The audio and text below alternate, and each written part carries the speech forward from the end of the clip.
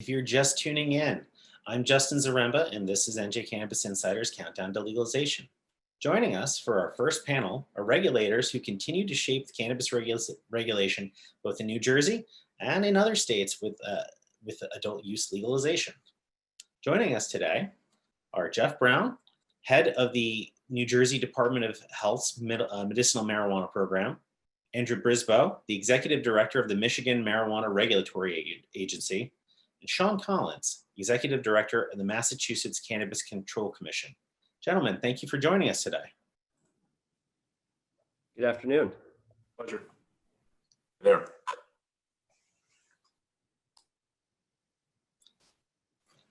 Great. So let me put this first question out for all of you. Feel free to jump in.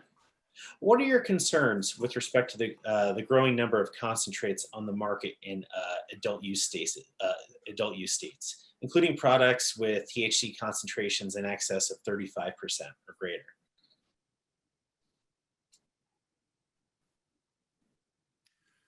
Well, in Michigan, we've tried to open the door to have a variety of products. Ultimately, we want to see that the demand by consumers can be met through the regulated market. So we don't have specific concentration requirements of extracts. Instead, we focus on how they're packaged and labeled. So we're really talking about making sure consumers are informed about what products they're purchasing and what the potential impacts of those products might be.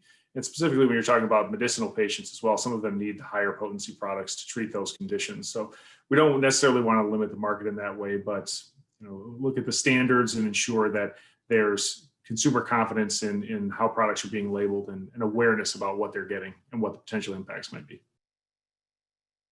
Thank you. Jeff, Sean, would you like to jump in at all?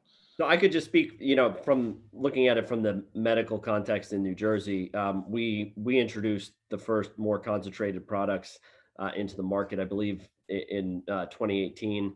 And they've been, I don't want to say they're the most popular product, but certainly there's a patient cohort that certainly likes them.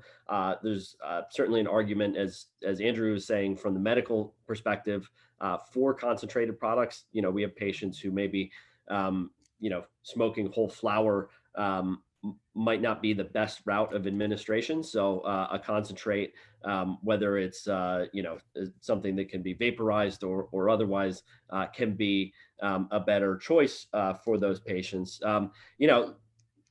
Prognosticating on adult use, I think I agree with what sort of Andrew said, and Senator Scutari made these points too. You want to have availability of products in the market. You don't want to necessarily ban them outright. But, there are things you can do, maybe tax structures such that can, much like in alcohol, where liquor is taxed at a higher rate than beer or wine. Similarly, states are looking to do similar things when it comes to concentrates. My personal preference, and again, this is just personal because I'm concerned with the medical market, but would not be to necessarily limit concentrates outright, but rather look at some of those other approaches on how to dissuade folks from using them or choose options that are better for them. Okay. Yeah, so the Massachusetts model is our medical program does allow for a little bit higher potency in individual products. The idea behind that is that patient should be working with a provider, whether it be a doctor, nurse practitioner, or physician assistant, and their titration might be different. So there's a higher potency availability in our medical program. On the adult use program, we limit our per dose serving dose to 5 milligrams per serving. Our product is comprised of no more than 100 milligrams, which really I think threads the needle between a lot of jurisdictions. Some are 10 milligrams, but 100 milligrams per product. So we allow for that 20 servings per product. We also require that they be individually scored or separated such that a consumer wouldn't or shouldn't be able to accidentally ingest or consume more than that desired dose. And it's really, I think, boils down to that start low, go slow mentality that a lot of states have adopted. And along those lines, we've embedded a lot of that communication into our public awareness campaign. Really, again, trying to get consumers to be more aware, to make smart decisions, but also make decisions for themselves And on the medical program, again, it's that delivery mechanism, as Jeff mentioned, is it might be vaping flower or it might be a higher potency concentrate, but it really should be based on that clinical relationship versus us imposing a strict limitation. But it is certainly something of concern and something that I know a lot of jurisdictions are definitely thinking about and concerned about. And we're also talking amongst ourselves about as well. So you start to see a national trend, whether it be organic, just happening, or it's maybe one that's coordinated amongst those throughout those conversations. Thanks. And when it comes to those, as you said, regulators are talking amongst themselves when it comes to, granular detail like that. We've had, there have been discussions beforehand of whether or not to set dosage levels, for example, or dosage thresholds by statute, or whether that should be left up for regulation. What do you gentlemen believe should be the case? Well, I'm a regulator and administrator, so I always want to lift up to us. I think I know it's a loaded question. So one thing I'd say broadly is this is new territory for regulation, new territory for industry. So flexibility, I think, is important. The safety standards, and I think when you talk about dosage in that way, you're really talking about consumer safety. We need to always have that as on the forefront of our minds as regulatory officials. But we don't know what we don't know. So the more rigidity you build into a program, the less you can adapt to a changing market and ensuring that you're doing things the correct way. And I'm not sure any of us, regardless of the maturity of the market, have quite figured out something so straightforward as to say we're right or wrong about certain things. So I think flexibility is good. And I think doing things in regulation versus law allows for a little more flexibility. Yeah, I echo that sentiment. I think that the ability to adapt and pivot quickly whether it be new data, new research becomes available. And I look at this from a few different perspectives. One is I used to work and serve in the legislature, and the idea then was write it as narrow and as strict as possible so that there could be no room for interpretation. And then I went into the regulatory side and I realized, oh no, I didn't give myself any options on this. So I do think that ability to adapt and pivot, especially in this space, because it is so new, it's evolving so rapidly. And I think to Andrew's point is absolutely spot on around, we just don't know what we don't know at this point. One of the things that in Massachusetts, they did defer that dosing to the Cannabis Control Commission, but they also asked us and required us to work with our public health partners to actually study potency and report back to them. So in the event they want to make tweaks or they want to check in a few years, for instance, they want to do it armed with information. We want to make sure we're providing them that information. But in the meantime, in the interim, it's something that we have the ability as a regulatory body to implement. And I think it was a smart move then. I'll concur with my colleagues in Michigan and Massachusetts, also sitting in the regulator seat. Here's the thing: regulations can be done quicker than laws can, and industry can move faster than both. So given that it's so new, and given that there are a lot of unknowns, like concentrates, right? So we have a good idea that they can be effective in medical. I think there's a lot of unknowns related to what that looks like in personal use context and in a more long-term situation.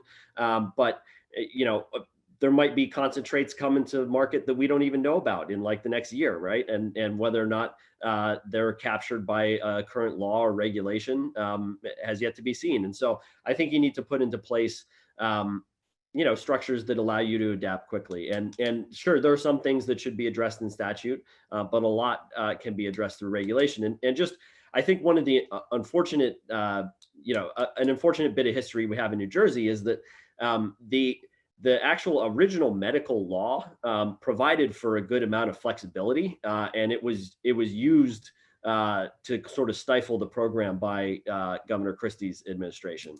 And we were able to, within the constructs of that law, kind of figure out how to make things better, even just through regulatory changes and administrative changes. We needed the help from the legislature to address some of the big picture items, though, because they were enshrined in statute on that original go round. But I think particularly in an industry that's evolving as quickly as this one is, the more flexibility you can give regulators, the better. Thank you, Jeff. So, Andrew and Sean, one of the most frequent concerns voiced by law enforcement and opponents to legalization is the potential increase of stone drivers on the roadway following legalization, and the lack of an easy test for establishing impairment. What have you seen in Michigan and Massachusetts with respect to these issues, and how have you addressed them?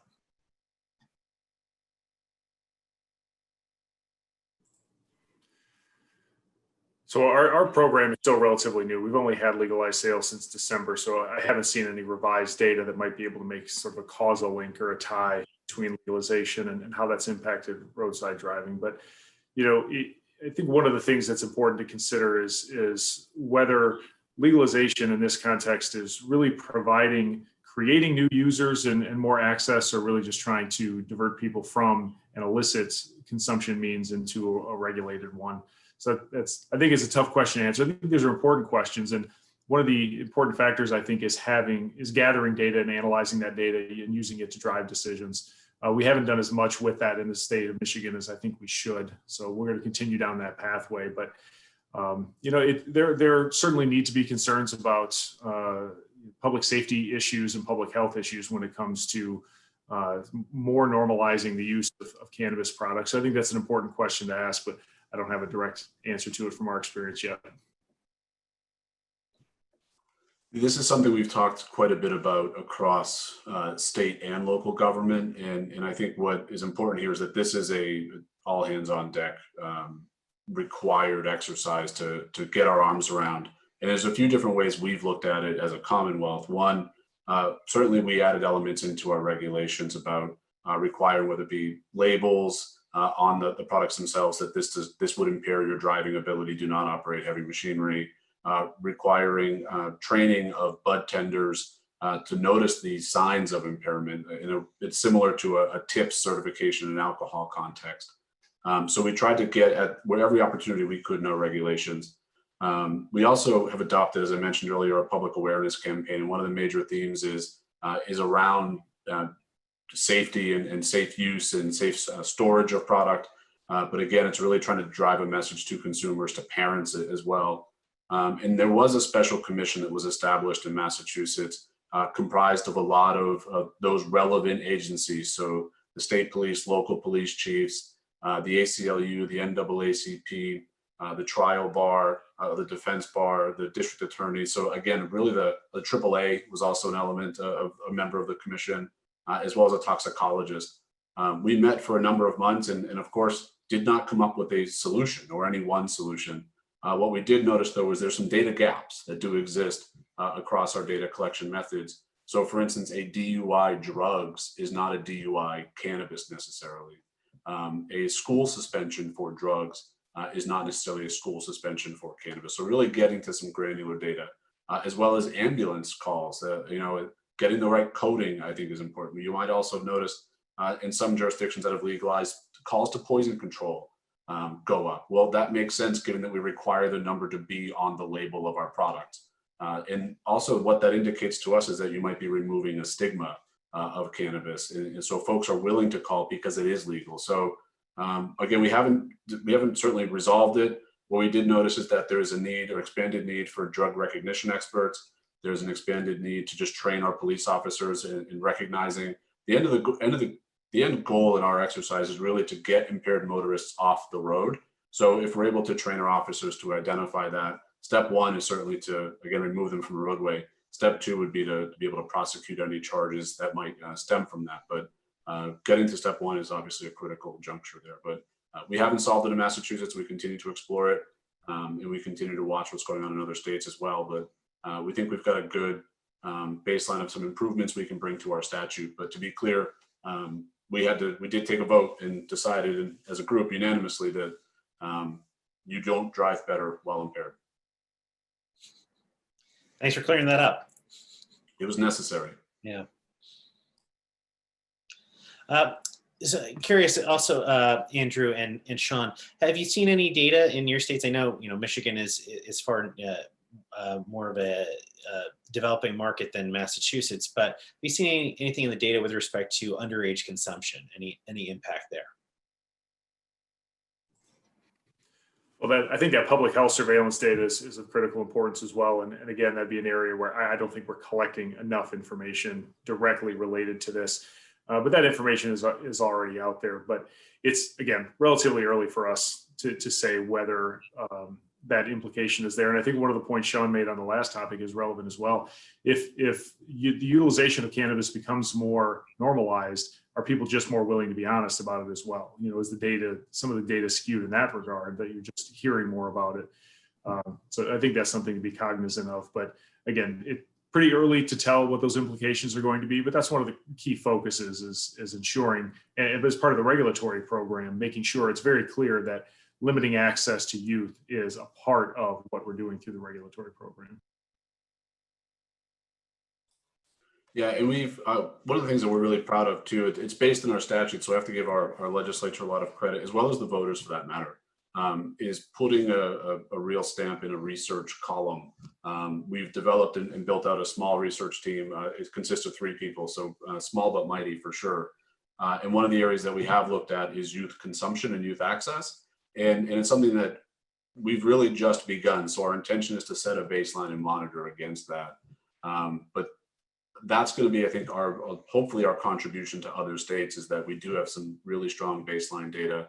We haven't seen a shift or an increase, a registrable increase in youth access, but that's something that obviously as policymakers and as a Commonwealth, we're certainly concerned about, but something that we're also looking again at some of those data gaps and saying, are we collecting the right school level data? Are we collecting the right youth survey data? And then also making sure that as part of our public awareness campaigns, we're doing everything we can to prevent against it. And the tone of our public awareness campaign, I think, is important, which is this was adopted in Massachusetts by a ballot question, and therefore it's the will of the voters.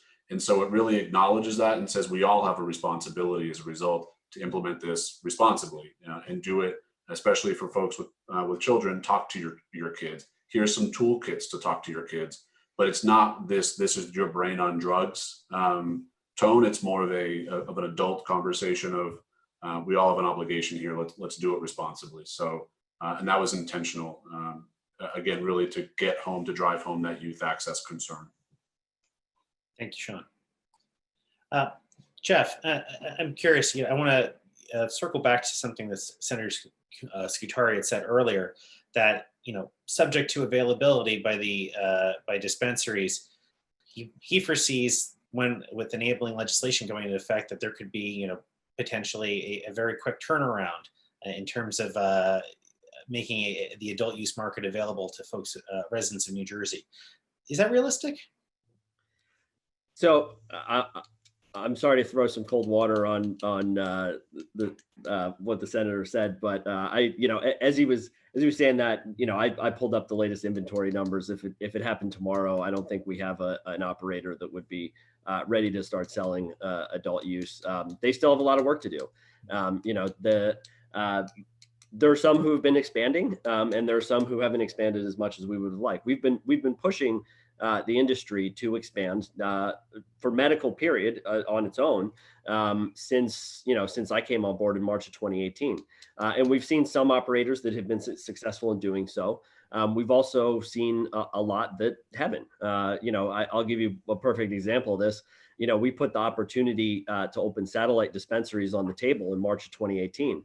And we have one out of 12 operators that has successfully opened 2 of their satellites. We have one that's opened 1, and that's it. This is a benefit that these current operators have that they haven't been able to make good on. I think similarly with cultivation, there are some real success stories for sure. We have some folks who have done tremendous work as far as expanding cultivation, delivering new products to patients, and then we have some that have faced struggles and really haven't been able to do that as effectively. So I think that the industry as a whole would have to really put the pedal to the metal to start making that happen and start getting ready if they were to be sort of deemed able to sell in a potential future adult use marketplace. We got to take care of patients first and foremost. That's number one priority. Okay. To that point, New Jersey still has very expensive medical cannabis when compared to other states. And indeed, one of the incoming multi-state operators back before COVID shut everything down at an event in Boston, he was quoted as saying that they can put cannabis in the jar at $8 and then sell it for $50 to $60 for an eighth. So there's a huge disparity there in terms of the price point. Why is New Jersey's medical cannabis so expensive? And when are we going to see greater consumer and patient protections with respect to price and availability? Let me just say something on the pricing overall. I think where you see our prices are largely consistent with other medical markets in the Northeast. I think there are some that are sort of outliers, and you mentioned one when speaking with Senator Scutari. Connecticut, yes. Connecticut, right? And I'll get to Connecticut in a second, but let's face it, I think the first dispensary opened in 2012. So from 2012 to the beginning of 2018, it was a constrained market. You had eventually 5 dispensaries. But when Governor Murphy came in, there were 17,000 patients. For the operators who were in the market at that point, it's hard to sort of develop a business model with those numbers. I'll to speak to the investments they put in. A lot of them did put in a lot of money to get those operations off the ground. We started expanding the ability for patients to sign up, have been successful. We're at 95,000 patients now, or at least will be by the end of this week. And we have seen prices come down a little bit. So I'd say we were probably upwards of that $60 an eighth of an ounce price when back in 2018. I think we've come down a little bit more in the 50 to 60 range, but I think we'll have a new biennial report forthcoming at some point. I think we're a little late on that due to COVID, but we will get to it for sure. I do want to mention, since you did bring up Connecticut, I think us regulators like to talk.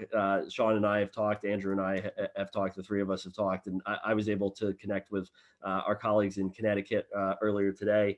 And it's interesting. So they're, they have 4 growers there. So they have 50 grower producers, but they're all pretty big operations. So, they said that on the low side, you're looking at about 60,000 square feet. I think that's bigger than any of our operators currently.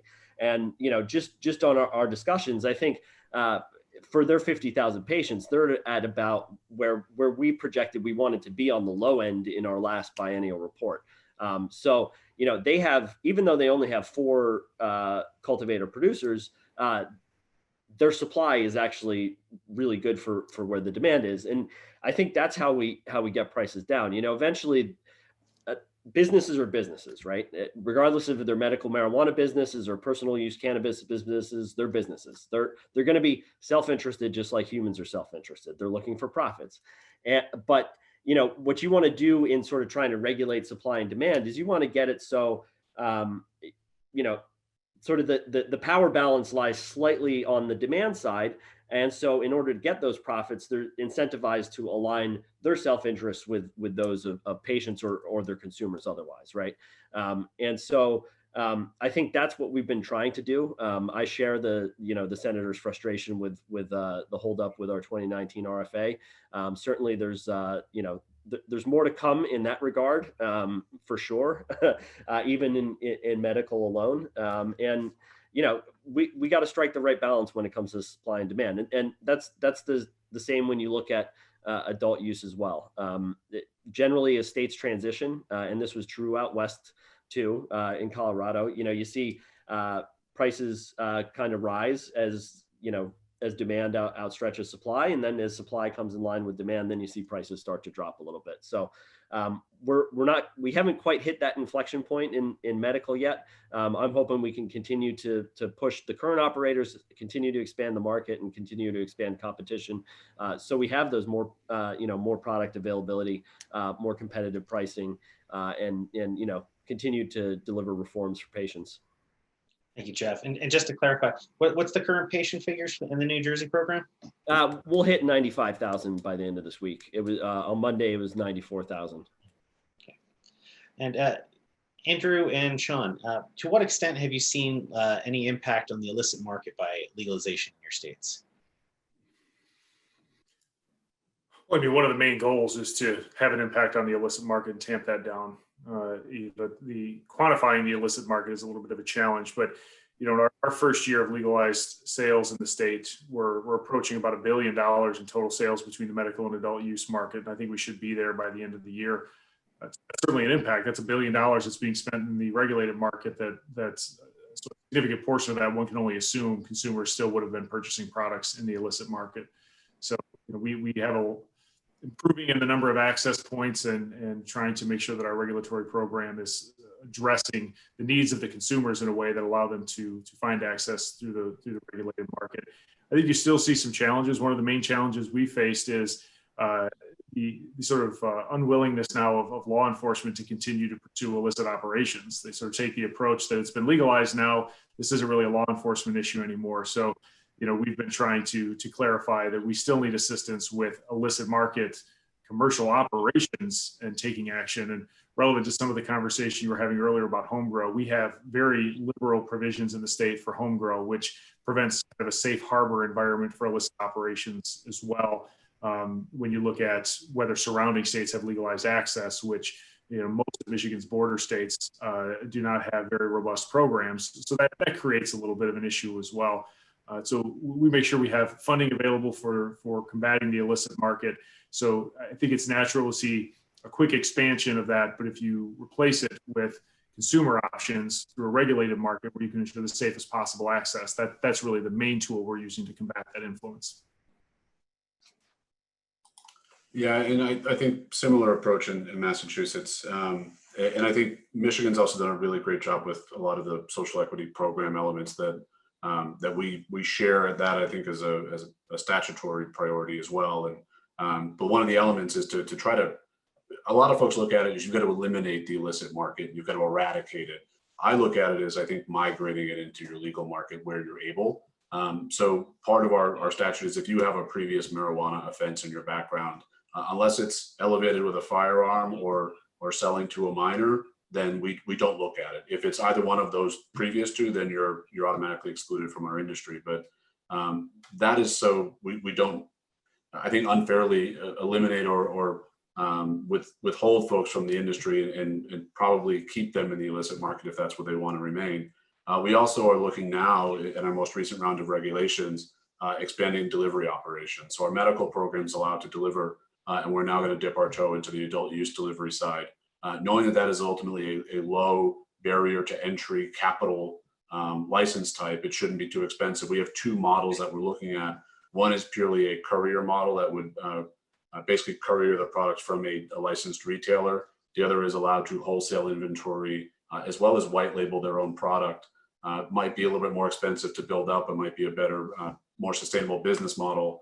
The hope is that that'll allow us, and those two license types, I should note, are exclusively available for the first 3 years to social equity program participants and what we describe as economic empowerment applicants. Either one of those two cohorts of folks either have a marijuana conviction in their past or their immediate family's past, or live within what we're describing as a disproportionately impacted community, which were identified based on unemployment and arrest data rates. So the goal, I think I'll confess, I think we haven't made a big dent in our illicit market, despite our intentions, but we also are trying to set up the right type of scheme, regulatory scheme to allow for that migration to occur, and also to bring down that price point where it is more competitive for consumers to choose. But there's a real tension there because we do have that the cost of getting goods to our market is going to be higher based on licensure and compliance, and also our tax is certainly an element there.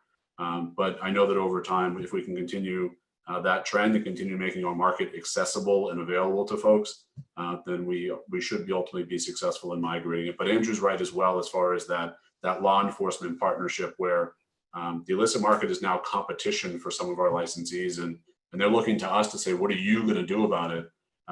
We're not a criminal, we don't have criminal jurisdiction. We're a civil agency that regulates and licenses folks. But we do need good partners, and I think we have them in law enforcement. But that is definitely a dynamic we're sensitive to, and in trying to begin or continue that conversation. But a lot of mechanisms in place to try to migrate the market.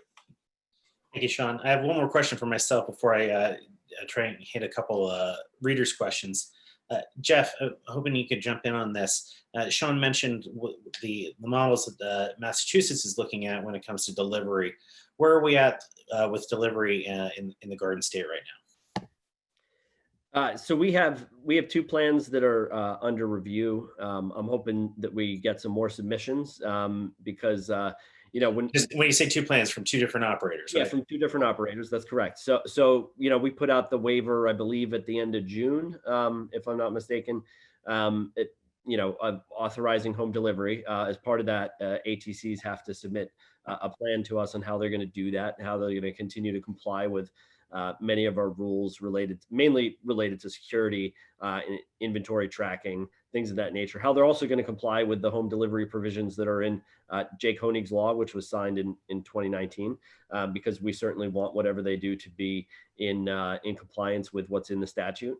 And so we have a couple of good plans. I'm hoping to get some more, because what we don't want is to sort of create a rush of demand for delivery from a couple operators that might not be prepared to take that demand. So I'm hoping we can get to a point where we have some more plans ready to go, and we can launch it in a concerted effort across the whole market versus just in pockets.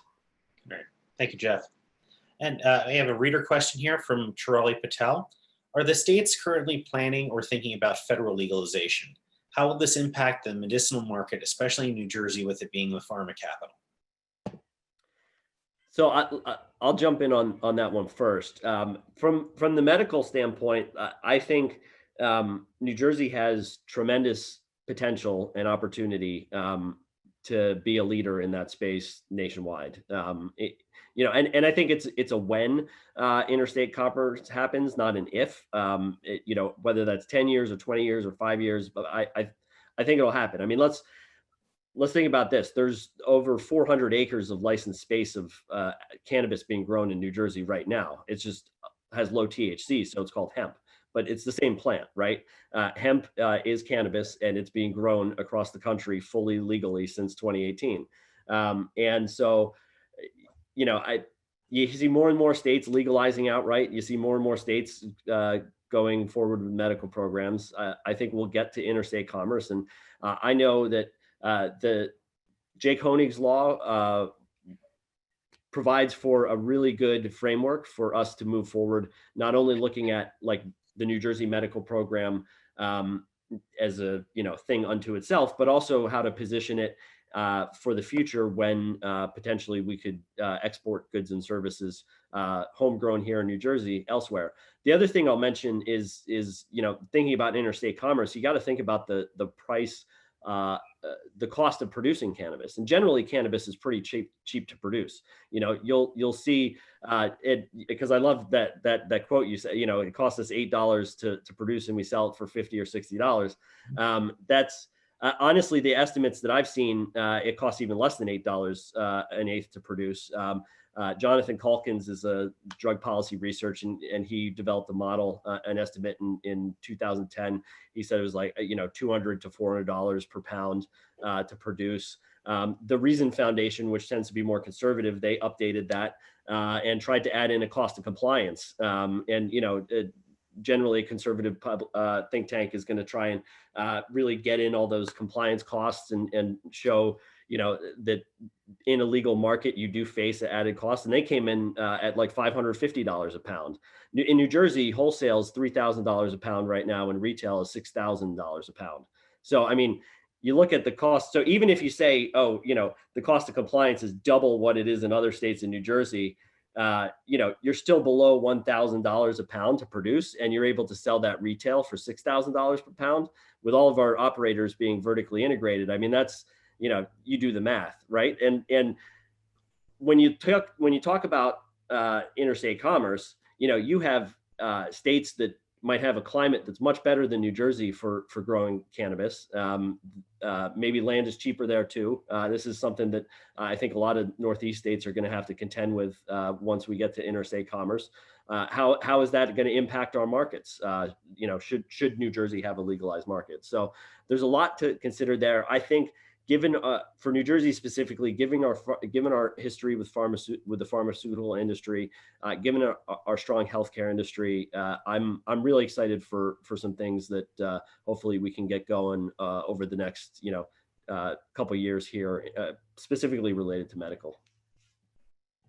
Thank you. Sean, Andrew, anything to add there? I think all of us are considering the impacts of federal legalization, decriminalization, whatever form that takes on. Our primary focus in Michigan has been making sure that we're considering what federal standards might look like whenever they come, and encouraging, if not mandating, our operators to abide by what we predict those standards will look like. So when there is a regional and national market, the businesses in the state can pursue that full force right from the beginning, not have to retool and adopt different standards. And to the point Jeff made, considering what operations in our state would look like, where they'd fit in a national model. Can't grow outside Michigan like you could in Iowa or Arkansas. So where do we fit as a supply state versus focusing on some of the academic, educational research opportunities that could exist in Michigan, leveraging the strengths of the state that we're in toward this market and planning ahead in that direction. Yeah, I think similar, our climate is not really conducive to growing much outdoors aside from seasonally. We do have some outdoor grows, but as Jeff mentioned too, there's this hemp and marijuana dynamic that I think a lot of our farmers are going to opt into more of a hemp market, it seems. But we are certainly looking at it. The value of having the feds legalize brings the opportunity for research full front, which is something that I think Massachusetts can certainly contribute to, but also something ultimately that we're clamoring for, because there's a need and right now it's difficult for us to even partner with higher ed institutions on things like lab testing, and getting more. Our lab testing is a for-profit. They're independent, but they're still a for-profit business. That puts us at a somewhat disadvantage in our own capabilities and our own analytical capabilities, but also thinking about things like pesticide use. The federal government needs to play a role in that, and they do in every other industry. And here, I think states are left to their own devices, and that's a challenge. And I think just by nature of being collaborative folks, we've been able to put our heads together across different states. We've asked each other really thoughtful questions, but we've also had to. And so I think the ability or the looming question of federal legalization is no excuse to put off some of these conversations, but they're definitely things that we're bracing for and preparing for. But I know it's something that in Massachusetts, we would certainly want to adapt and be well positioned to adapt, but we think we can also contribute to that question as well. So, and again, really on the things like lab testing, pesticide use, potency studies again. It's also a question of what it becomes. Is it pharmaceutical? Is it tobacco? Is it alcohol? Like, where does it actually fit as far as a commodity? I think that's remains to be seen, but time will tell. But we're all watching very closely. Thank you very much, Sean. I really appreciate it. And unfortunately, we have to wrap up now. I know Andrew has to go, but thank you, gentlemen, for joining us today. This was a great discussion. I really appreciate it, and I know our viewers do as well. Again, we had Jeff Brown with the New Jersey Department of Health's medicinal marijuana program, Sean Collins with the Massachusetts Cannabis Control Commission, and Andrew Brisboe, the Executive Director of the Michigan Marijuana Regulatory Agency. Gentlemen, thank you again for joining us. Thanks, Justin. Thanks, Sean. Thanks, Andrew. Good seeing you.